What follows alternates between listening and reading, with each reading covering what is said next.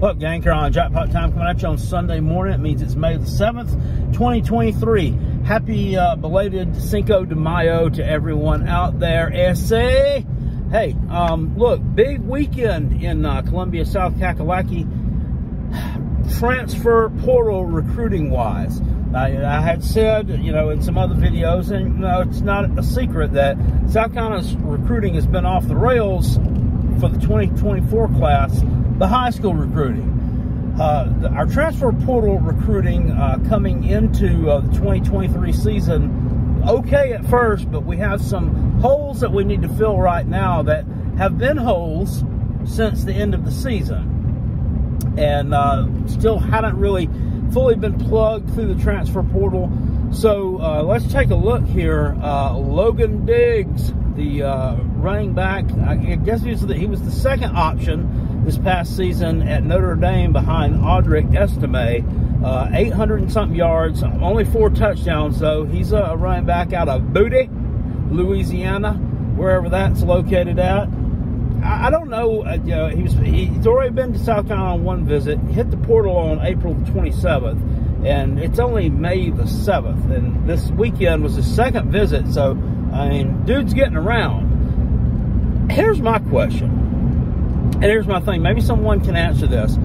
School, right, when you hit the transfer portal, but you're still, I mean, if you're in school, I mean, you've got to finish the semester out, right?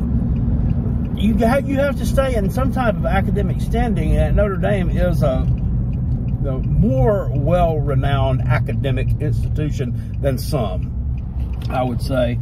So, I mean, how is dude taking classes, and how is dude, I don't know, maybe he's doing it all online. Anyway, so I don't know when his weekend visit was over at South Carolina. Don't have a tracker on his private plane nor his SUV, but hopefully everything went well with him. That guy would be a featured back most anywhere.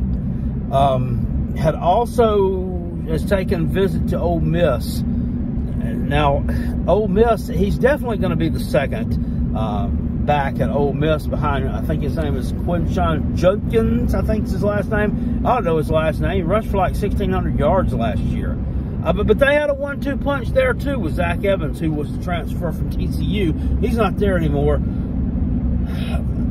I don't know. It's interesting to look at, see where this guy's going to land up. Hopefully lands up with the Gamecocks. And I don't know why you would want to go somewhere to be someone's second option, but Lane Kiffin did use both of them effectively. More on him in a second.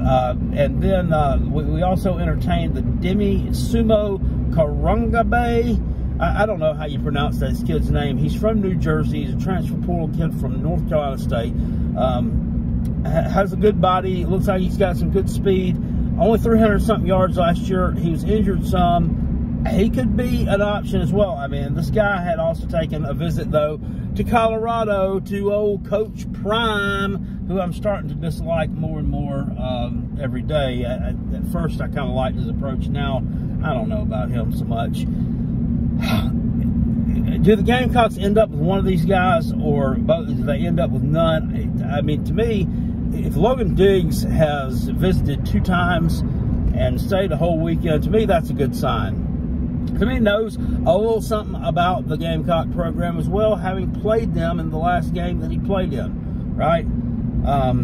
And, you know, maybe, you know, he saw something there in Coach Shane Beamer's program that, you know, I mean, kind of liked. You know, you spend some time around these guys. You played them in a bowl game. It's an interesting, it's interesting to think about. The other kid I really don't know so much about. One of the message board geniuses over on the Gamecocks Big Spur website said, I think that he's just as good or better than Logan Diggs. He was just injured a lot. This Demi Sumo. No, you don't, sir. You don't know that. He said, had he not been injured, he would have. No, well, you don't know that. You don't know that because he was injured. So you don't know that, yes, he would have rushed for more yards than him. You don't. Just stop. That's just dumb. Some of these people just speculate things that just don't make no sense. And in the morning, sometimes when I wake up, I'm kind of salty anyway. So stuff just gets under my skin a little bit more than it would normally or else for later on in the day when I've just seen so much dumb that it doesn't affect me that much. Another one they're putting in pretty much a crystal ball for is Jatius Greer, the big 6'5", 260-pound defensive end from Syracuse. This guy hit the portal at the end of April as well. Now he is actually from South Carolina. Went to BHP, Belton Honeypath High School, over in Anderson County, not that far from Carolina Jackpot. Had some decent numbers at Syracuse. I think about 20 or so tackles last year. 3.5 sacks, though. And guess what? That's about as many as Jordan Burch put up his entire career. So this guy could be a good get for the Gamecocks. It would only make sense that he's come to South Carolina.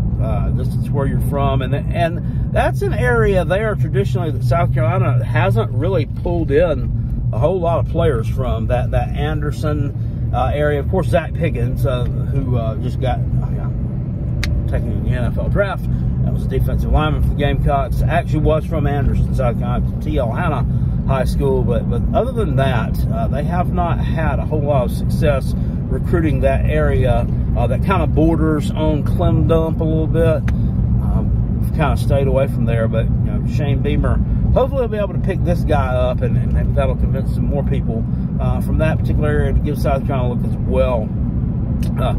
Anyway, hopefully South Carolina can get one or not, if all of these players. I would take them all.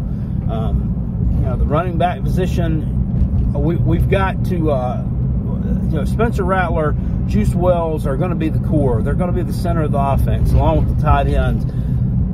But you've got to have a decent running game to keep them honest, and we just have not had that. Didn't have that last year. Certainly didn't have it the year before that.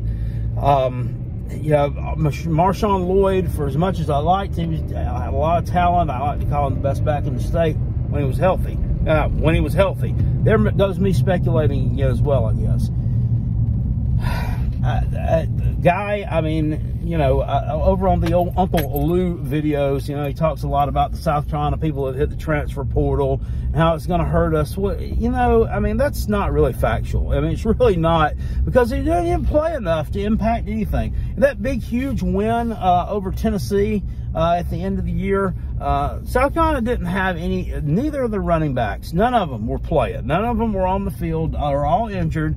They had to go with a makeshift deal there. They went with Jaheim Bell at running back. Now, he's not there anymore either, but I think that Dak Joyner, who they're putting back there at running back right now, is just as talented as him, and certainly, I think, has more heart and desire to win and be a Gamecock and, just do stuff right than what he did as well. So it's interesting what they'll do with him also, if they're able to land Diggs or sumo wrestler Karanga Bay. Does he go back to receiver? Does he become RB2? I don't know. It would, you'd like to see that. You'd like to see yourself having more than 1, 2 months. And then, once again, Juju McDowell, the other kid, I like the guy. He's got some speed out in space. That's what they need to do with him, is try to get him out in space more. Not run him in between the tackles. He's not big enough. There have been some small guys who were shifty enough to be able to run in between the tackles and be effective doing that, but he ain't it. He's small, and he needs to be out in space if he's going to make things happen in the offense. Elsewise, it's going to get lost in the shuffle. The Mario Anderson Jr. guy from Newberry College, I had some high hopes there, and I still do. I think that this guy could be, a really good pickup for South Carolina, but I don't know. In the spring game, I just didn't see anything real impressive as yet. Not as yet. That doesn't mean that he's not any good. That doesn't mean that he's not SEC level. It doesn't mean that he's not worthy of getting some carries. It just didn't look like it was clicking yet. He has to go through some more practice, and they have an entire summer program. They have all of their fall camp to go through and work out kinks, so there's a chance this guy could be really special. I just don't know yet. But of course, defensive end wise, they've got to have somebody to get some pass rush off the edge, kind of set that edge against some of these teams, and hopefully they're able to pick this kid up from Syracuse and make some things happen there as well. So anyway, good stuff coming out of Columbia, South Carolina. South Carolina baseball team yesterday drops a series again. They lose on the road in Lexington, Kentucky to Kentucky's baseball team, which this team has got a lot of injuries that have mounted up. And I like to say, well, we can't do anything about injuries because you can't, because that's one that people would try to tell me about Will Levis being out. So, South Carolina beat Kentucky last year in football. In baseball, I mean, you only have 9 players on the diamond at one time, right? So, they've got several key injuries there, and it hurts. They shouldn't be losing to Kentucky. I mean, it's a trash baseball program, but they are, and they dropped the series to them. Hopefully, they're able to get right when it's most important, which is it's NCAA tournament time, SEC tournament time down the stretch. So, go Gamecocks as always. Go Coach Beamer, and hopefully we'll get some welcome home tweets from Shane Beamer this weekend or maybe early next week, announcing the arrival of some of these transfer portal people to Columbia. I'll see you guys later. Appreciate you. Peace, and I'm out of here. And go Gamecocks. Woo!